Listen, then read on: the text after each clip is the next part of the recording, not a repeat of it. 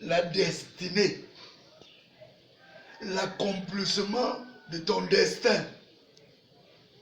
Abraham, Genèse 12, je lui dis, je te bénirai, je rendrai ton nom grand, et tu seras une source de bénédiction. Abraham est âgé de 100 ans, c'est là où Isaac est né. La destinée, l'accomplissement de ton destin. L'ange apparut à Joseph et lui dit, prends Marie, elle a conçu par le Saint-Esprit. Elle enfantera un fils. C'est ce fils qui sauvera le monde de l'iniquité. Jésus est né. Il est sauvé du monde. Il est le chemin. Il est la vérité. Il est la vie. Celui qui a Jésus a la vie. Mais celui qui n'a pas Jésus n'a pas la vie. Ta destinée ne dépend pas de d'un être humain. Quand tu as un destin comme Saul de Tarse, l'Éternel révèle à Ananias que Saul de Tarse sera apôtre. Saul de Tarse se décide pour la Damas pour couper les têtes des enfants de Dieu, et en route, Saul de Tarse rencontre Jésus. Jésus lui dit, Saul, Saul, pourquoi me persécutes-tu? Saul de Tarse est devenu aveugle pendant 3 jours. L'Éternel s'est révélé à Ananias que Saul de Tarse sera un grand homme, un grand apôtre. Saul de Tarse est devenu apôtre. Tu es celui que l'Éternel a prédestiné à être quelque chose. Ne te soucie pas. Ne t'inquiète pas. Ne regarde pas les maisons des gens. Ne regarde pas les biens des autres. Regarde ce que Dieu t'a donné. Nul n'est riche plus que toi. Ne dis pas que ma vie a chavié. Non, c'est une étape. Ne dis pas que j'ai échoué. La vie a des étapes. Ne dis pas que je suis mort. Tu confesses au négatif. Il dit, ne vous inquiétez pas, mais en toute chose, faites connaître vos besoins à Dieu. Pas de prières et de supplications.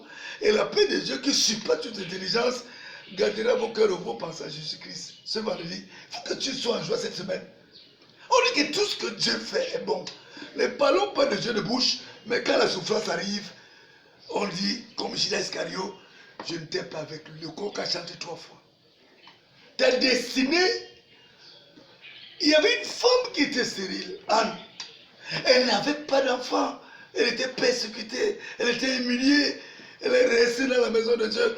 Pendant qu'elle était en train de prier, quand l'homme de Dieu, le sacrificateur, entre, croit que Anne est Yves. Anne a conçu, elle a couché un grand homme de Dieu. Il est temps de croire que Dieu qui t'a créé, il va accomplir les promesses qu'il t'a faites. Ta destinée ne dépend pas de l'homme. Et ta destinée dépend de l'Éternel. Tu es né chef d'État, tu seras chef d'État. Tu es né gouverneur, tu seras gouverneur. Tu es né préfet, tu seras préfet. Tu es né maire, tu seras maire. Et regarde pas le vote. Ce que Dieu a dit que tu seras, c'est ce que tu seras. Ne regarde à gauche et à droite. Ne va pas fumer le chanvre. Ne va pas braquer les maisons des gens. Ne regarde pas les biens des autres. Regarde ce que Dieu t'a donné. L'une est riche que toi. Le temps arrive où les promesses que Dieu t'a faites vont s'accomplir. Jérémie 29, 11 à 14. Je connais les projets que j'ai formés sur vous. Projets de paix et non de malheur. Afin de vous donner l'espérance. Vous m'invoquerez, vous partirez. Vous me prierez, je vous exaucerai. Vous me chercherez, vous me trouverez. Si vous me cherchez tout votre cœur, je me laisserai trouver par vous.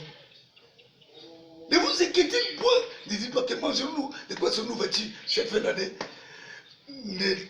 N'aie pas la convoitise. Restez là où Dieu t'a placé. Ne va pas dormir dans les bois de nuit, dans les bars, dans les auberges. Quoi? Vive selon Dieu. Il est omniscient, il est omnipotent, il est miable. Ce qu'il a dit pour toi, aucun homme ni moi ne peut changer ta destinée.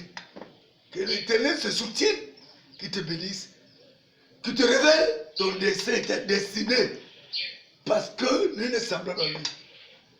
Cette fin d'année, que Dieu fasse que tu sois une personne qui connaît sa destinée. Que Dieu te bénisse. qui te protège, qui fasse de toi ce que personne ne s'attendait. Au nom de Jésus. Amen. Bonne fête.